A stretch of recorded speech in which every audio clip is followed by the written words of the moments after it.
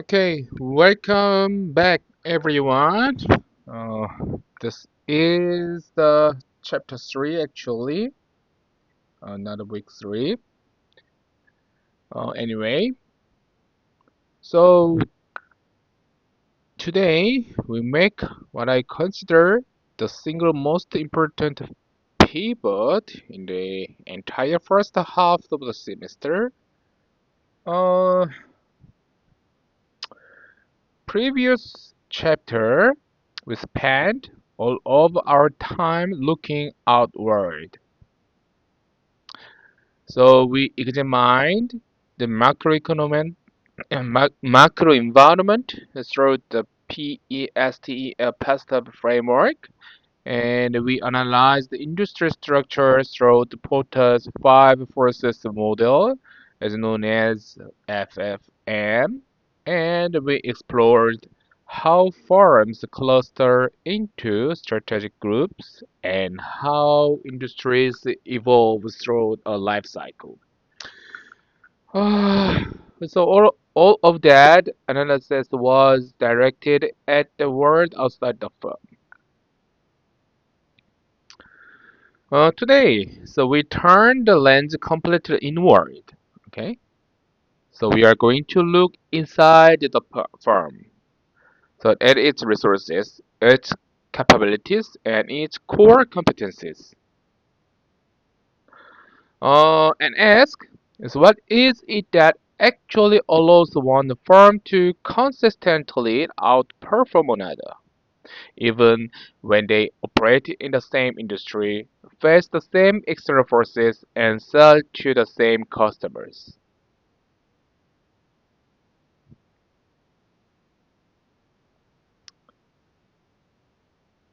Okay, so this question sounds deceptively simple, but it is one of the deepest and most contested questions in the entire field of strategic management. And the answer, developed primarily, is through what we call the resource-based view of the firm. So resource-based view is known as RBV, and both intellectually elegant and practically powerful.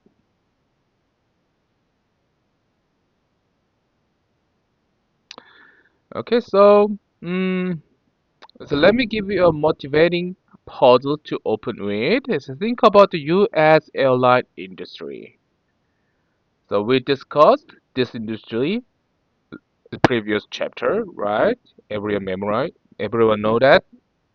So it is notorious for being structurally unattractive.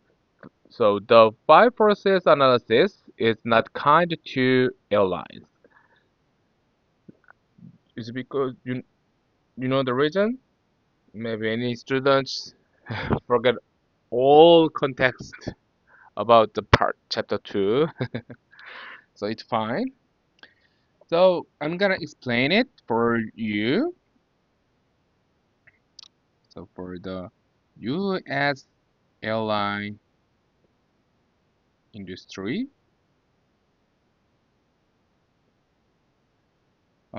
so the five forces analysis. So I just like the five forces mode FFM. So not kind to airlines.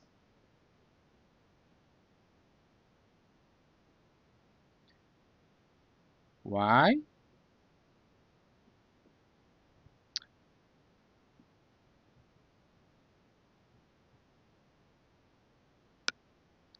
Because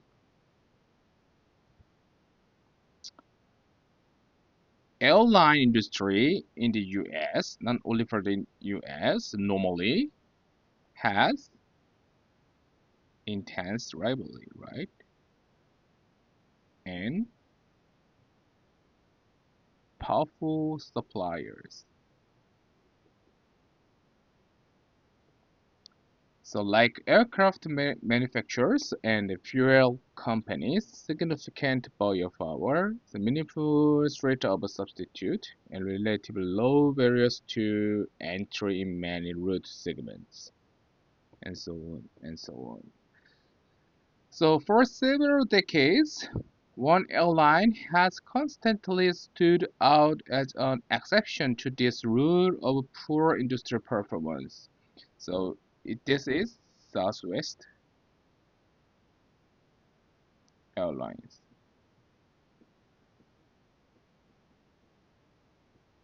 So Southwest has been profitable in almost every year of its existence, so including years when most of its competitors were losing enormous amount of money or filing for bankruptcy.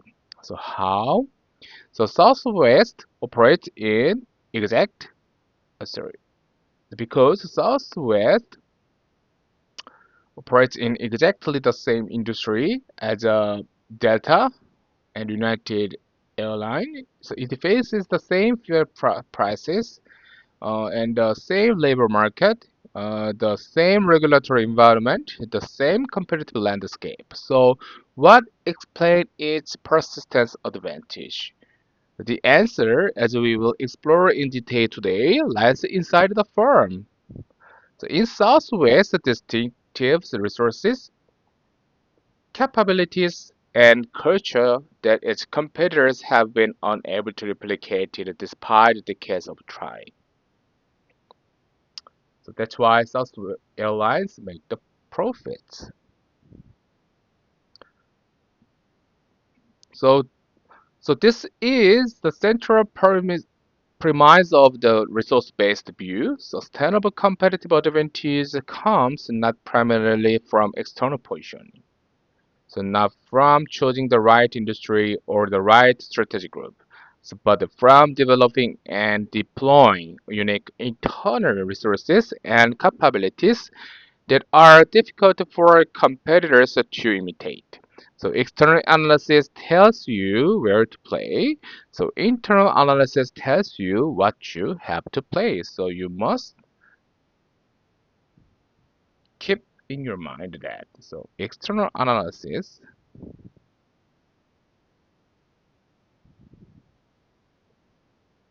tells you what? Where to play.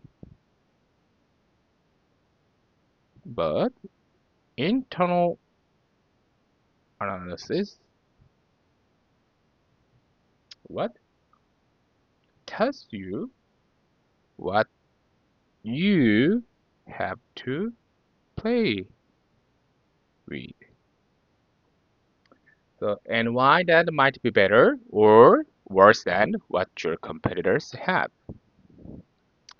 So today we will cover three interconnected frameworks that together give you a rigorous approach to internal analysis.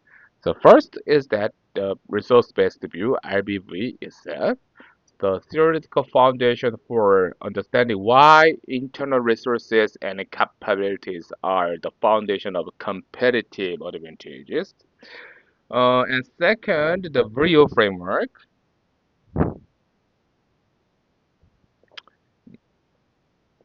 Many students already know this framework because many students already took an entrepreneurship course last semester. That's why. Anyway, the BRIO framework, a practical analytical tool for evaluating whether specific resources and capabilities can actually deliver sustained competitive advantages. And third, maybe it's new value chain analysis.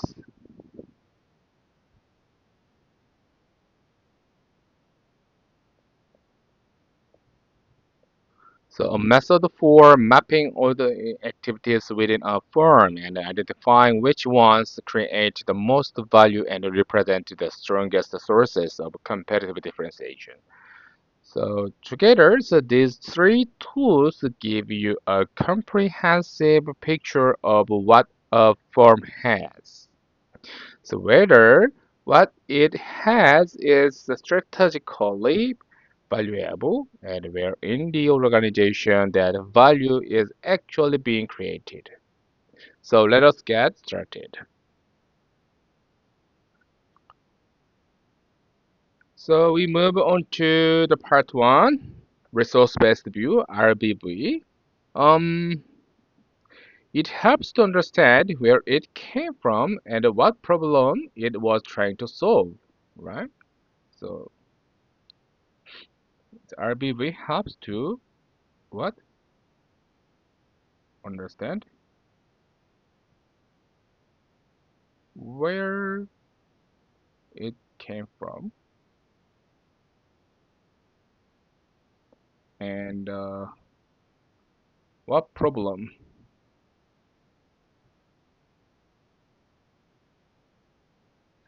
it was trying to solve. So for most of the 1970s and early 1980s, the dominant paradigm in strategy management, heavily influenced by Mike Porter's work, so which we studied last week, bioprocess model. So it was what we now call the positioning school of strategy. The positioning school argued that competitive advantage was primarily a function of where you competed. So which industry you choose, which strategic group within, and uh, that industry you occupied, and which position along the cost differentiation spectrum you staked out. The strategy in this view was essentially about making the right external choice. Hmm? So, so in this view, strategy is what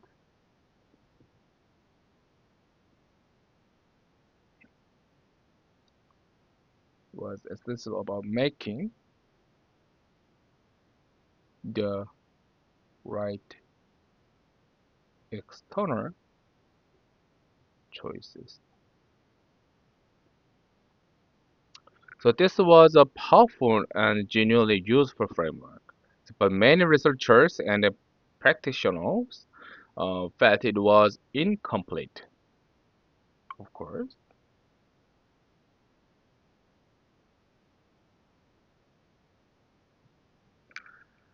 Uh, so if industry structure and positioning were the primary determinants of performance, then all firms within the same strategic group should perform similarly. So they are making the same positional choices after all. So, but that is simply not what we observe in the real world. So within any given industry, within any given strategic group, and there is enormous and persistent variation in firm performance. Some firms constantly outperform their direct competitors year after year. So this variation is hard to explain purely through the external positioning. The resource-based view (RBV) emerged as an answer to this puzzle. So its intellectual roots go back to the economist Edith Penrose, who in 1959 published a remarkable book called The Theory of the Growth of the Firm. Uh,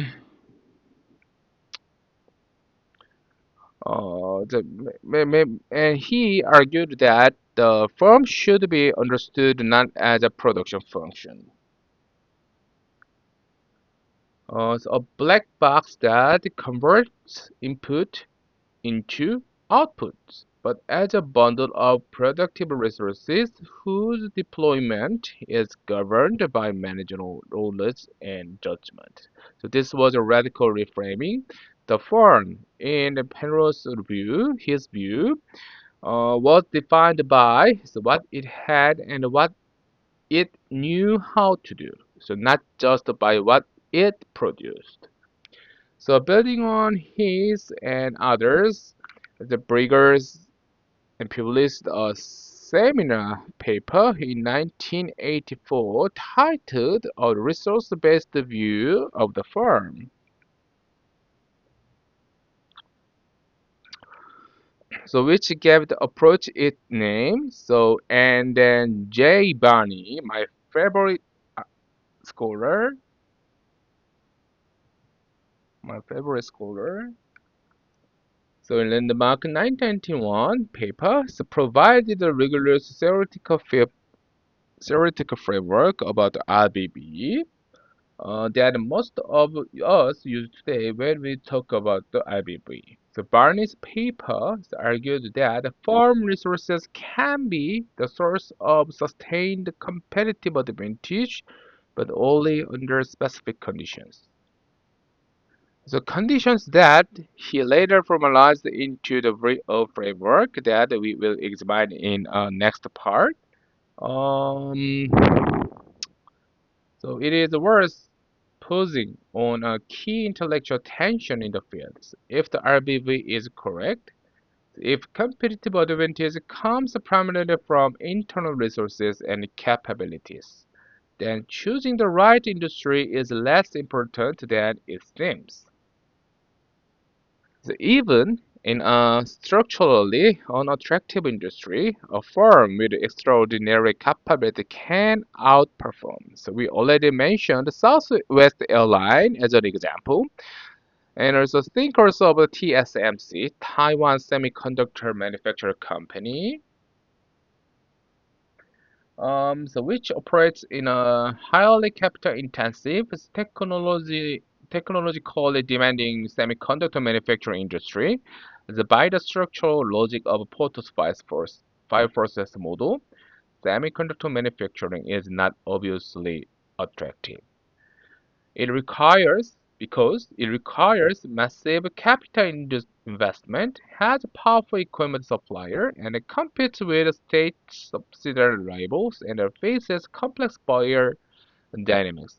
Yet, TSMC has built a competitive position of such extraordinary strength, so with manufacturing capabilities that are years ahead of any competitor, so that it has become one of the most profitable and strategically important companies in the world. So this is a good example for the RBB, TSMC, and Southwest Airline cases. Um, So this does not mean that external analysis is wrong or unimportant. It means that the RBV and the positioning school are genuinely complementary. So the full picture requires both. This is really important, right?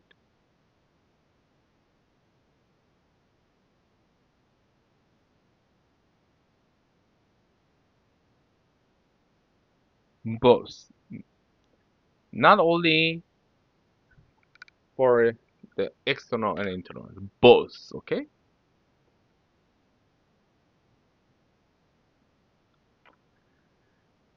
Oh, yes. It's really important to have both. So the right answer to the question, what is the source of competitive advantage, is it depends on the specific combination of external environment and internal capabilities. So, so you guys, all you students, remember that. Just keep your mind that.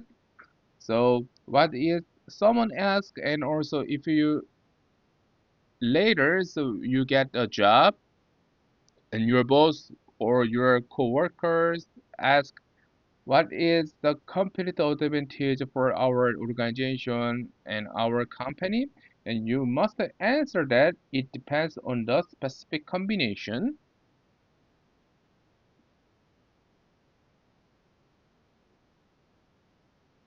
of what external environment and what internal. capabilities.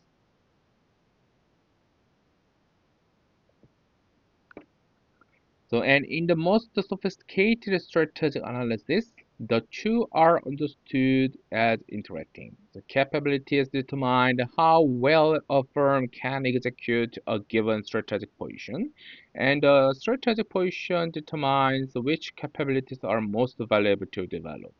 So the RBV did not replace the positioning school, so it complemented it. A complete strategic analysis requires both external analysis and internal analysis.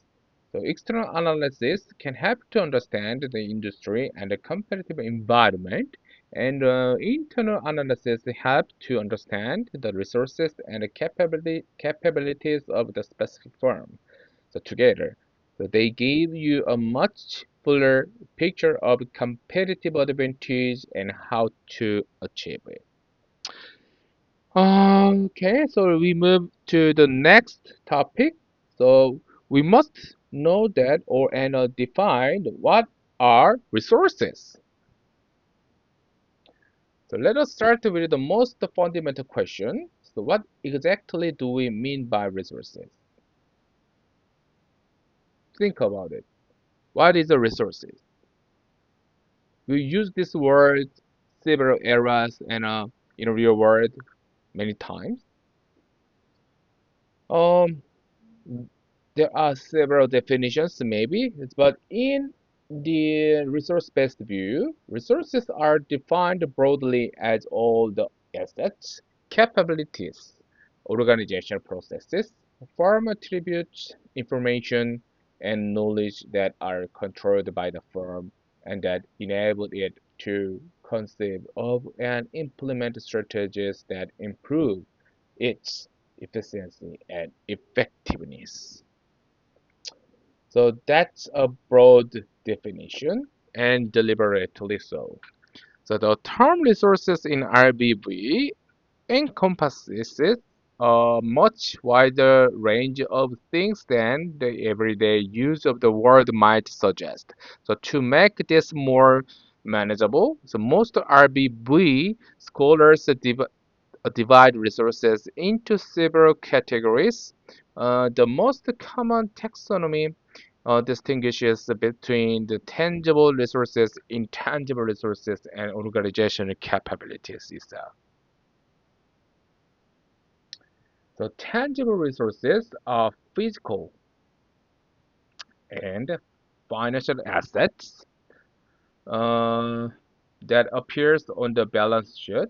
So they include the financial capital, for example, so cash, credit line, the ability to raise equity, as well as physical capital such as factories, equipment, buildings, land, and infrastructure. But importantly, they also include technological assets also.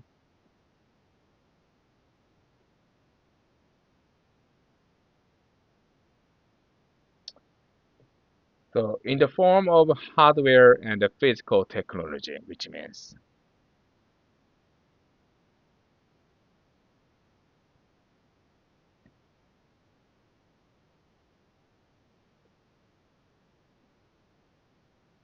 the tangible resources are by their natural relatively visible and therefore relatively easy for competitors to observe, acquire, or replicate. So a competitor can see your factory and build a similar one. A competitor can see your balance sheet and raise capital to match it. And it's because tangible resources are relatively observable and replicable, right? The specific characteristic of the tangible resource is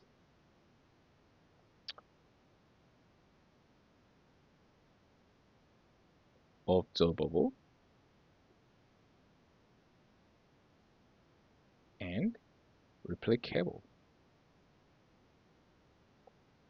So they are generally less likely to be sources of sustained competitive advantage than intangible resources.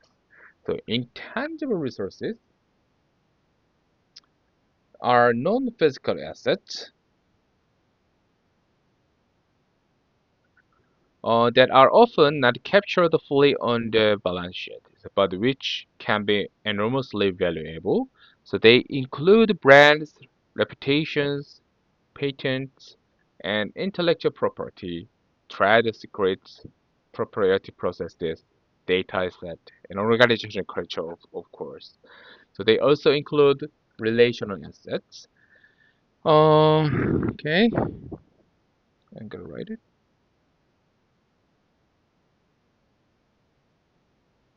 Of course, relational assets. So the quality of relations with customers, suppliers, partners, and regulatory bodies, and so on. Intangible resources are typically much more difficult for competitors to observe, understand, or replicate.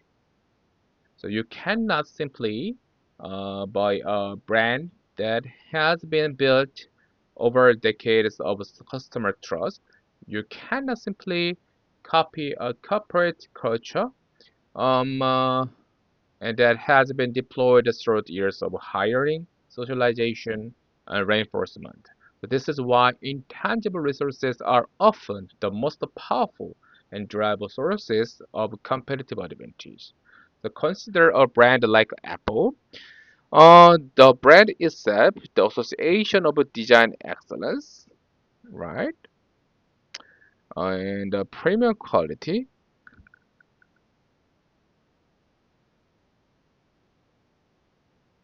and so status and ease of use that the consumers hold in their minds when they see the Apple logo. So it's an intangible resource of extraordinary value. The Apple's brand is estimated to be worth hundreds of billions of dollars. So, and yet it appears on Apple's balance sheet for essentially nothing.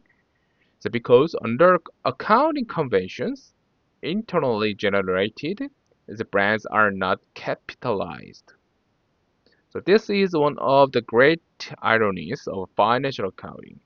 So the most valuable assets of many modern companies are largely invisible on the balance sheet.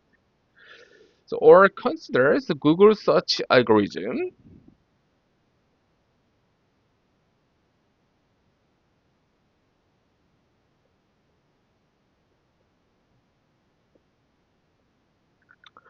The algorithm itself is a proprietary piece of software, a tangible technical asset.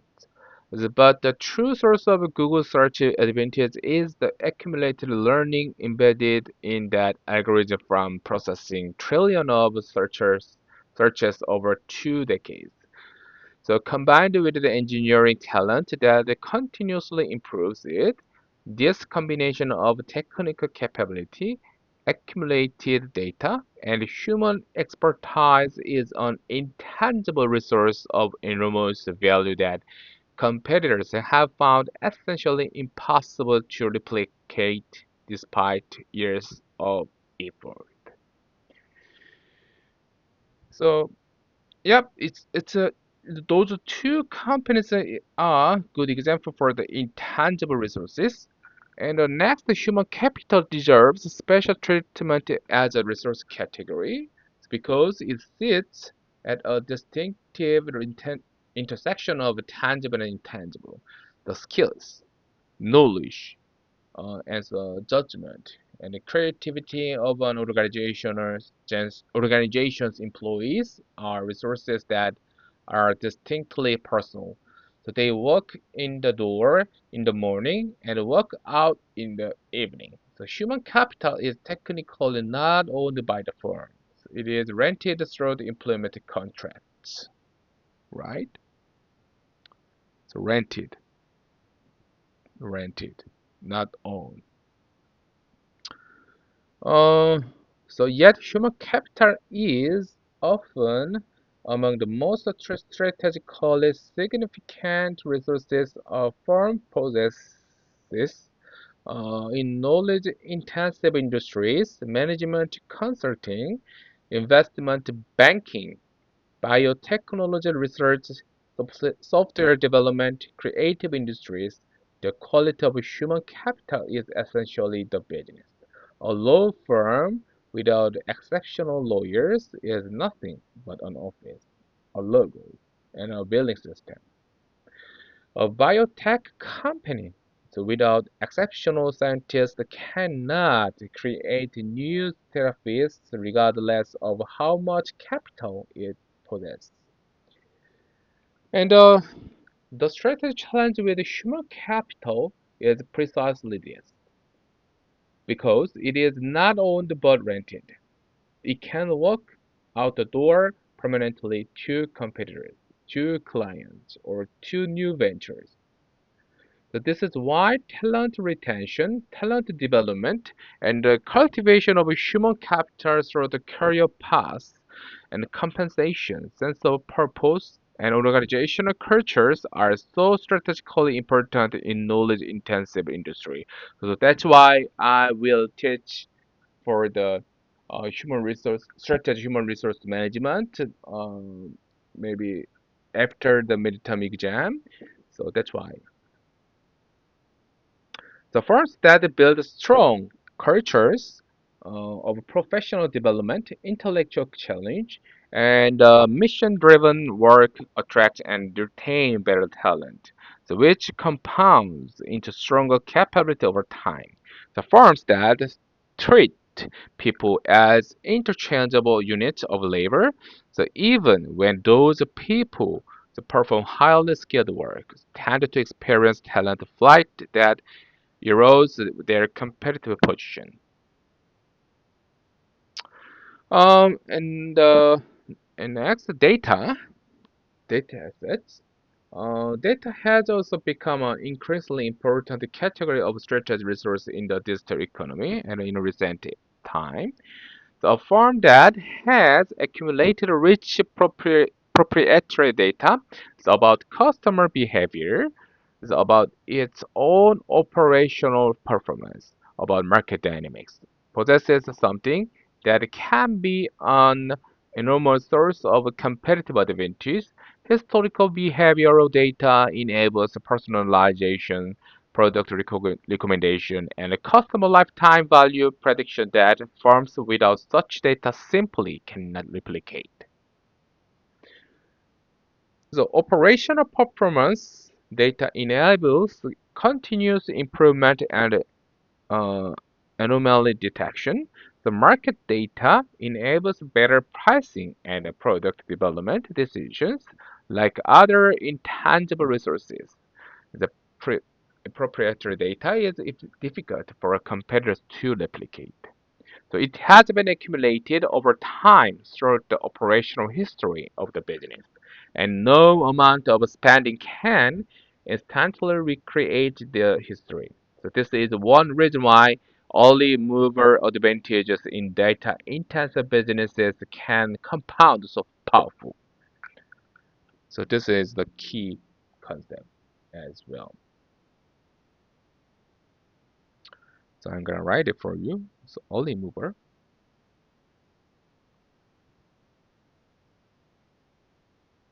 advantages in the data intense business.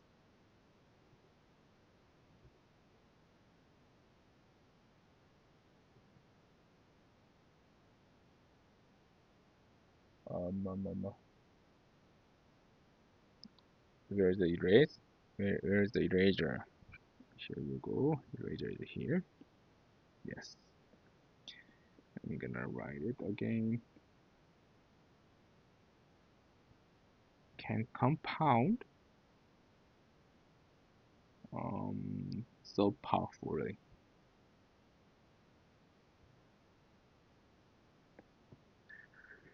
So the firm that starts collecting data at least has the most data, so which enables the best models, which attracts the most users, which generates even more data. So finally, a common mistake worth flagging. So many students confuse resources with outcomes. Being the market leader is not a resource, it is an outcome. Okay? So having high customer satisfaction is not a resource, it's an outcome also. And also generating above average profitability is not a resource, it's an also of outcome. So when doing resource analysis, always push past outcomes to the underlying resources that produce them. So what assets, capabilities, processes, and knowledge does this firm specifically possess that explains why it achieves those outcomes? That question gets you to the actual resource base. Okay, so um, next next one is the capability thing. So before we move to the capability era, so we take a break. Then we will study about the capability. Okay, let's take a break.